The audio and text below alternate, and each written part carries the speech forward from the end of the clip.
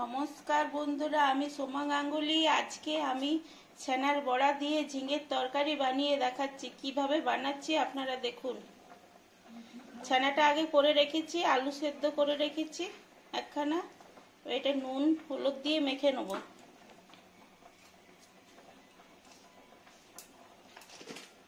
নুন দিয়ে দিলাম, হলুদ দিয়ে দিলাম। এরপরে এটা আমি মেখে নেব। বেসন দিয়ে দিলাম।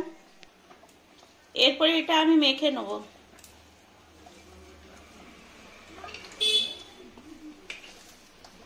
ভালো করে একদম মেখে নিতে হবে।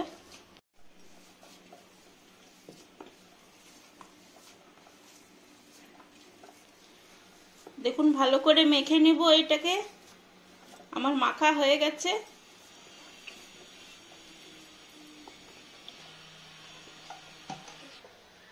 এরপর কড়াইয়ে তেল দিয়ে দেব।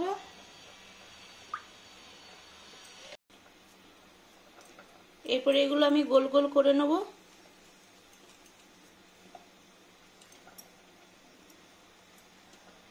তেলের মধ্যে একটা করে দিয়ে দেব।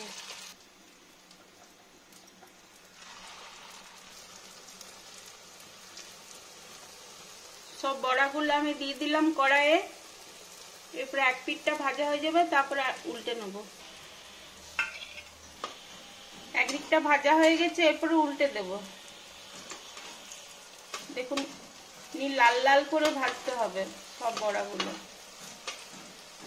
দেখুন বন্ধুরা, আমার বড়াগুলো কি সুন্দর ভাজা হয়ে গেছে। এরপরে তুলে নেব একে একে।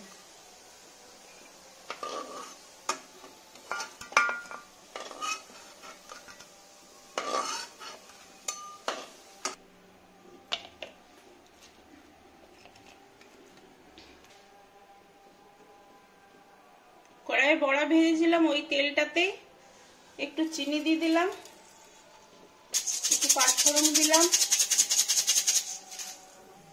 তেজপাতা দিলাম, টমেটোটা কুচি করে রেখেছি দিয়ে দিলাম, আদা বাটা দিয়ে দিলাম, দুটো কাঁচা লঙ্কা দিয়ে দিলাম,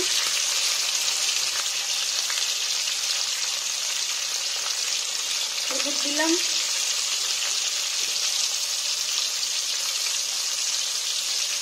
নুন দিলাম, ধনে গুঁড়ি দিলাম, জিরে গুঁড়ি দিলাম, কাশ্মীরি লঙ্কা গুঁড়ি দিয়ে দিলাম, একটু কস্তুরি মেথি দিলাম। এই মশলাটা ভালো করে কষে নেব।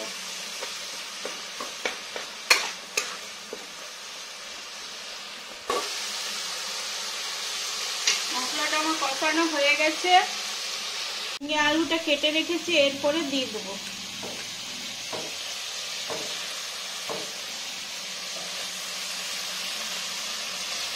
এরপরে ভালো করে কষে নেব আলুটা মশলার সঙ্গে।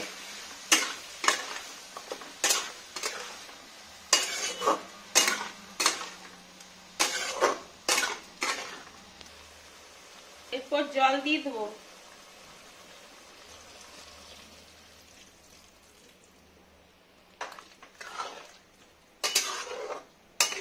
একটু শুকনো শুকনো হয়ে যাবে, তারপরে বড়াগুলো দিয়ে দেবো। ঝিঙে আলুটা আমার সেদ্ধ হয়ে গেছে। এরপরে বড়াগুলো দিয়ে দেবো।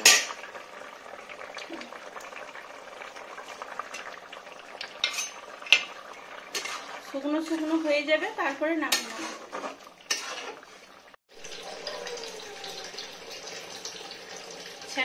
ছানার বড়া দিয়ে ঝিঙের তরকারি আমার তৈরি হয়ে গেছে। এরপরে ঘি দিয়ে নামিয়ে দেবো।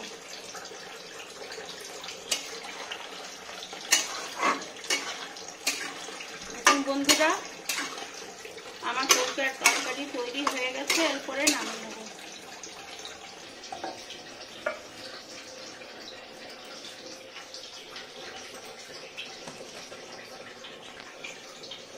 দেখুন বন্ধুরা, ঝিঙে দিয়ে ছানার বড়ার তরকারি আমার তৈরি হয়ে গেছে। আপনাদের যদি ভালো লাগে আপনারা বানিয়ে দেখবেন। লাইক, সাবস্ক্রাইব, কমেন্ট, শেয়ার করবেন। Thank you.